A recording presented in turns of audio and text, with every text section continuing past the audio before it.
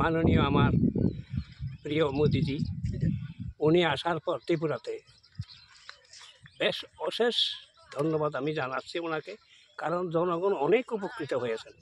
ঘর দরজা, লেট্রিন এবং উজ্জ্বলা যোজনা, এভরিথিং সব কিছু উন্মুক্ত হয়ে গেছেন জনগণ। আমিও পেয়েছি।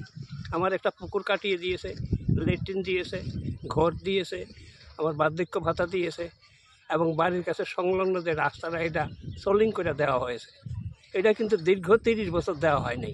উনি আসার পর এই রাস্তাটা করা হয়েছে। এতে আমাদের গ্রামবাসীর জনগণ বেশ উপকৃত হয়েছেন।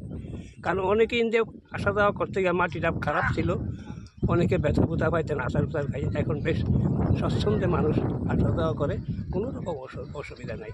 আমি আশা রাখি সামনের এই 19 তারিখ ইলেকশন নেই, হ্যাঁ 19 তারিখ ইলেকশানে এই লোকসভার যেমন উনি বিপুল ভোট এবং 400-র উপরে যেমন উনি জয় জয়কার হইয়া ভারতবর্ষে আবার প্রধানমন্ত্রী